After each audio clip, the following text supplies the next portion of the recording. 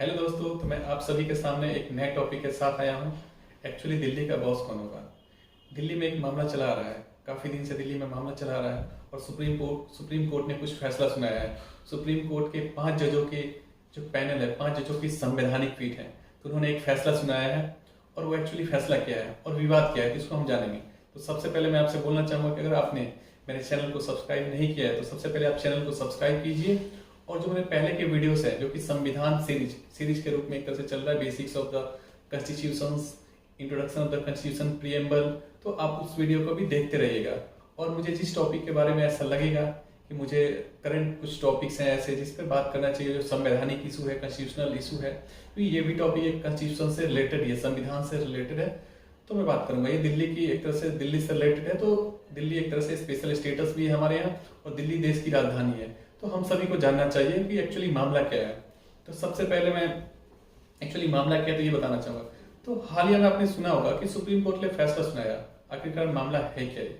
तो पिछले 8 सालों से आपने देखा होगा कि दिल्ली सरकार और केंद्र सरकार के बीच में एक तरह से विवाद है, टसल्स आपने देखने को मिला होगा।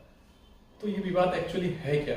तो सबसे पहले ये बताना चाहूंगा मैं कि दिल्ली की स्थिति क्या है संविधान के अनुरूप, कॉन्स्टिट्यूशन के अकॉर्डिंग जो दिल्ली की स्थिति है। तो सबसे पहले ये जानेंगे हम। तो जो एक आर्टिकल है 239AA, तो ये आर्टिकल एक्चुअली बोलता क्या है, ये दिल्ली को एक स्पेशल स्टेटस प्रदान करता है। तो एक्चुअली ये आर्टिकल 239AA क्या है, तो सबसे पहले हम इसके बारे में समझेंगे एक्चुअली है क्या ये। तो आर्टिकल 239AA जो संविधान के 69वें संविधान संशोधन से इसे सम्मिलित किया गया है 1991 में, और एक कमेटी गठित की गई थी उस टाइम, एस बालाकृष्णन। उस कमेटी की अध्यक्षता एस बालाकृष्णन कर रहे थे और उसी कमेटी के रिकमेंडेशन के आधार पर दिल्ली को स्पेशल स्टेटस का दर्जा प्राप्त हुआ है। एस बालाकृष्णन कमेटी जो है 1987 में ही गठित की गई थी, तो आप सभी को पता होना चाहिए। एक्चुअली आर्टिकल 239 तो ये बताता है आपको कि जो संविधान है, जो संविधान का अनुच्छेद है, कि इसके द्वारा एक तरह से इसके तहत चुनी हुई सरकार होती है जनता के द्वारा और जनता के प्रति जवाबदेह होती है। तो आप सब, क्योंकि हमारे रिप्रेजेंटेटिव है, और आप सभी को मैं बताना चाहूंगा कि जो दिल्ली विधानसभा है, यहाँ पे दिल्ली विधानसभा है और एक तरह से यहाँ पे 70 सीटें, विधानसभा की 70 सीटें हैं। आपको पता होना चाहिए 70 एमएलए चुन के आते हैं, वो भी जनता के द्वारा डायरेक्ट इलेक्ट होके आते हैं। तो एक तरह से मैं आपको और भी बताना चाहूंगा, जो 239AA जो एक तरह से आर्टिकल है, ये बताता है कि जो दिल्ली में लैंड, इट मीन जमीन, सार्वजनिक व्यवस्था और पुलिस, ये दिल्ली के कंट्रोल में नहीं आता है, एक तरह से दिल्ली के कंट्रोल में नहीं आता। और इसके अलावा अगर दिल्ली सरकार को और दिल्ली विधानसभा को अगर कोई कानून बनाना हो, राज्य और समवर्ती सूची, इट मीन कंकरेंट लिस्ट सूची, जो शामिल मामलों में दिल्ली विधानसभा को कानून बनाने का अधिकार है। इट मीन्स आपको मैं बताना चाहूंगा जो दिल्ली सरकार, इट मीन जो दिल्ली विधानसभा के पास एक ताकत है, जो कि अगर वो सरकार है, क्योंकि चुनी हुई सरकार है और इसे कानून बनाने का भी हक है, क्योंकि लेजिस्लेटिव को कानून बनाने का हक होता है। लेजिस्लेटिव इसलिए होता है कि कानून बना सके, और दिल्ली विधानसभा दिल्ली से रिलेटेड अगर कोई कानून बनाना चाहती है दिल्ली के डेवलपमेंट के लिए, तो जो राज्य सूची है और समवर्ती सूची, इन दो विषयों पर वो कानून बना सकती है। हाँ, एक और सूची होती है जो कि सेंट्रल लिस्ट होती है, जिसको बोलते हैं केंद्रीय सूची और संघ सूची बोलते हैं। उस पर किसका पावर होता है, तो उस पर सेंट्रल गवर्नमेंट का पावर होता है।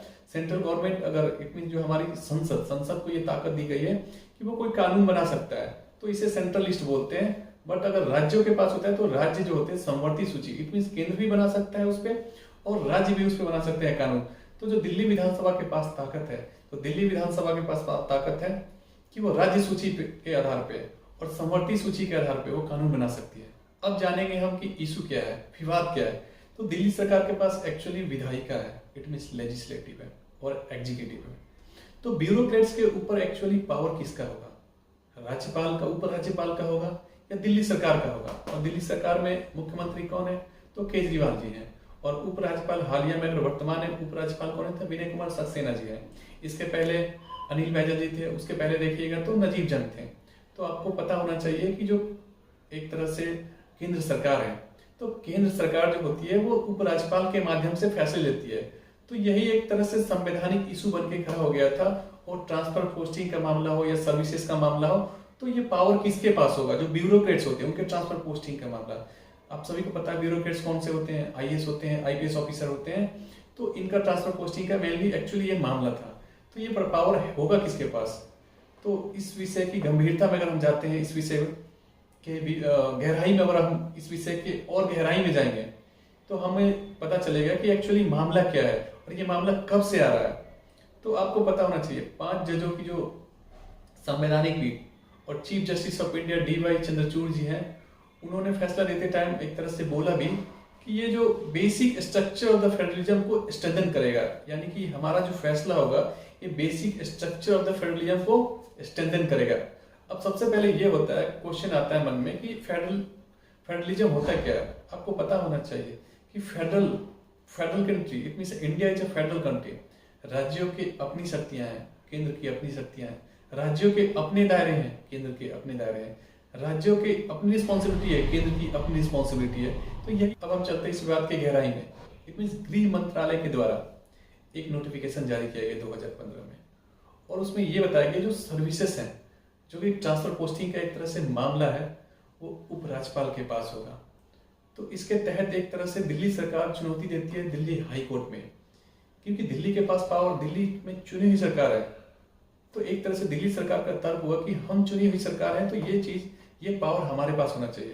तो इसके तहत वो दिल्ली हाई कोर्ट में जाती है, और दिल्ली हाई कोर्ट में आम आदमी पार्टी की सरकार जाती है। बट जो फैसला आता है वो ठीक उल्टा आता है, दिल्ली सरकार के पक्ष में नहीं आता है। जो हाई कोर्ट में एक तरह से हाई कोर्ट का फैसला होता है 2017 में, नोटिफिकेशन को सही ठहरा जाता है कि जो यूनियन होम मिनिस्टर है उनके द्वारा जो नोटिफिकेशन जारी किया गया है वो सही है। तो इसके बाद दिल्ली सरकार के पास क्या बचता है ऑप्शन? दिल्ली सरकार सुप्रीम कोर्ट में अपील करती है, इस मामले को ऊपर तक लेके जाती है, और दिल्ली सरकार अपील करती है कहाँ? तो सुप्रीम कोर्ट में। सुप्रीम कोर्ट के 2 जजों की बेंच इसे देखती है, और 2 जजों की बेंच से सॉल्यूशन नहीं निकलता है तो वो 5 जजों की बेंच को ट्रांसफर कर देते हैं। उस टाइम के चीफ जस्टिस ऑफ इंडिया दीपक मिश्रा थे। तो एक तरह से दीपक मिश्रा एक अनएनिमस वर्डिक्ट देते हैं, जो कि दिल्ली सरकार के पक्ष में होता है। पर अभी भी जो दिल्ली के सर्विसेज, इतनी जो ट्रांसफर पोस्टिंग का मामला है, अभी भी इसका सॉल्यूशन नहीं निकलता है। इस पर 2019 में जो 2 जज थे, अशोक भूषण जी और AK सिकरी, इनका एक तरह से स्प्लिट फैसला है, और स्प्लिट फैसला है तो इसके बाद 3 जजों को ट्रांसफर कर दिया गया, बट सॉल्यूशन अभी भी नहीं निकल पाया। उस पर अंतिम रूप से आप देखेंगे तो लास्ट में 5 जजों वाली संवैधानिक पीठ को ये ट्रांसफर कर दिया गया कि आप ही देखिए। तो 5 जज वाली, इट मीन्स 5 जज कॉन्स्टिट्यूशनल बेंच को ट्रांसफर कर दिया गया इस मामले को। तो आपको पता होना चाहिए चीफ जस्टिस ऑफ इंडिया अभी के कौन है? तो DY चंद्रचूड़ जी है। तो उनका फैसला, इस पे एक वर्डिक्ट आया है, जो कि सुप्रीम कोर्ट का जो फैसला है दिल्ली सरकार के पक्ष में है। ये जो सर्विसेज का मामला है, ये ट्रांसफर पोस्टिंग का मामला है, एक्चुअली ये किसके पास है? और जो ये फैसला सुनाया गया है, इस सर्वसहमति के साथ सुनाया गया है। दिल्ली सरकार और केंद्र सरकार के बीच में जो विवाद एक तरह से हुआ है, इस पे फैसला सुना दिया गया। हाल ही में आपने देखा होगा कि 11 मई को एक तरह से फैसला सुनाया गया सर्वसहमति के साथ। जो 5 जजों की संवैधानिक पीठ है, उसमें कौन कौन से जज शामिल थे? तो पहले जज थे, आपको पता होना चाहिए, ऑलरेडी पता है आपको, जो chief justice of India, already मैंने नाम भी लिया है। दूसरे जो जज थे, जस्टिस MR शाह, कृष्ण मुरारी, हिमा कोहली और PS नरसिम्हा। उन्होंने एक तरह से सुप्रीम कोर्ट ने आदेश पढ़ते हुए कहा कि जो दिल्ली विधानसभा के सदस्य दूसरी विधानसभाओं के सदस्य की तरह सीधे जनता के द्वारा चुने हुए आते हैं, और लोकतंत्र और संघीय ढांचे के सम्मान को सुनिश्चित करना चाहिए, क्योंकि लोकतंत्र में जनता के द्वारा चुने हुए प्रतिनिधि होते हैं, और लोकतंत्र में जनता का भी सम्मान होना चाहिए और उनके चुने हुए प्रतिनिधि का भी सम्मान होना चाहिए। इसलिए उन्होंने बोला कि जो संघीय ढांचा है हमारा, तो उसका सम्मान होना चाहिए। और इसके साथ ही उन्होंने बोला, कोर्ट ने यह कहा कि अनुच्छेद 239 जो आर्टिकल 239AA है, दिल्ली विधानसभा को कई शक्तियां देता है। लोकतंत्र में चुनी हुई सरकार को शक्ति मिलनी चाहिए। आपको पता है डेमोक्रेसी में चुनी हुई सरकार, जनता का शासन होना चाहिए, इसको बोलते हैं ना, जनता अपने रिप्रेजेंटेटिव को चुनती है और वो उसके लिए कानून बनाते हैं, उसके लिए डेवलपमेंट का काम करते हैं। तो उपराज्यपाल की कार्यकारी शक्ति उन मामलों पर है जो विधानसभा के दायरे में नहीं आते। इसमें जो उपराज्यपाल की जो कार्यकारी शक्ति होनी चाहिए, वो कहाँ पे इंप्लीमेंट होनी चाहिए? तो जहां पे उन मामलों में होनी चाहिए जहां विधानसभा का कंट्रोल नहीं है, तो वहां पे उपराज्यपाल का कंट्रोल होगा, क्योंकि दिल्ली एक केंद्र शासित प्रदेश है। उसके बाद संविधान पीठ ने कहा कि आदर्श स्थिति यही होगी कि दिल्ली सरकार को अधिकारियों पर नियंत्रण मिले। इट मीन जो अधिकारी हैं उस पर कंट्रोल किसका होना चाहिए, तो दिल्ली गवर्नमेंट का होना चाहिए। और जो उपराज्यपाल है उन्हें किसके सलाह पे काम करना चाहिए, तो उन्हें दिल्ली सरकार और मंत्रिपरिषद के सलाह पे कार्य करना चाहिए। यही आदर्श स्थिति होगी। और इसमें एक्चुअली सर्विसेज भी शामिल है। उन्होंने ऐसा कहा, जो सुप्रीम कोर्ट की सर्वसम्मति से जो फैसला उनमें ये उन्होंने कहा। और जो दिल्ली विधानसभा के पास जो पुलिस, कानून व्यवस्था और भूमि के मामले में अधिकार नहीं है। आप सभी को पता है इन 3 चीजों पे दिल्ली सरकार का अधिकार नहीं है। इस पे अधिकार किसका है, तो यूनियन टेरिटरी, तो इस पे अधिकार एक तरह से केंद्र का है। तो इस पे जो मामले, इन सभी पे जो निर्णय लेना होगा या कुछ भी कानून पास करना होगा, तो उस पे जो कंट्रोल होगा वो उपराज्यपाल का होगा। तो एक्चुअली आप देख सकते हैं कि इन मामलों को छोड़कर अगर अन्य विषयों पर अधिकारियों पर भी दिल्ली सरकार का नियंत्रण हासिल होगा। तो सुप्रीम कोर्ट ने एक तरह से सर्वसम्मति के साथ ये फैसला सुना दिया। और एक तरह से केंद्र सरकार का इस पे कमेंट आया। केंद्र सरकार ने कोर्ट में ये भी बोला कि और भी तो केंद्र शासित प्रदेश हैं, तो उन पे तो केंद्र का अधिकार होता है। इतनी जो राज्यपाल है वहां के, केंद्र सरकार फैसले लेता है। तो इस पे सुप्रीम कोर्ट ने ये बोला कि दिल्ली को एक तरह से स्पेशल स्टेटस प्राप्त है। दिल्ली एक यूनिक राज्य है, बोल सकते हैं कि यूनिक स्टेट है। दिल्ली में एक विधानसभा भी है और दिल्ली साथ ही जनता के द्वारा चुनी हुई सरकार है दिल्ली में। तो दिल्ली एक यूनिक स्टेट है। तो इसे हम एज ए ट्रीट नहीं कर सकते हैं कि अदर यूनियन टेरिटरी की तरह ट्रीट नहीं कर सकते हैं हम। इसलिए एक तरह से जो ट्रांसफर पोस्टिंग से मामले, जो भी मामले हैं, या तो सर्विसेज का मामला हो, ट्रांसफर पोस्टिंग का मामला हो, तो ये सीधे किसको दे दिया गया, दिल्ली सरकार के कंट्रोल में दे दिया गया है। तो इसी के साथ आप सभी ने ये जाना कि दिल्ली का एक्चुअल मामला क्या था और सुप्रीम कोर्ट का फैसला क्या रहा। दिल्ली सरकार के पक्ष में ये सुप्रीम कोर्ट का फैसला रहा। इसी के साथ थैंक यू। और जिन्होंने भी अभी तक सब्सक्राइब नहीं किया चैनल को, आप सब्सक्राइब कर लीजिए। और इसी तरह मैं आपके सामने अलग अलग वीडियो लाता रहूंगा। Thank you.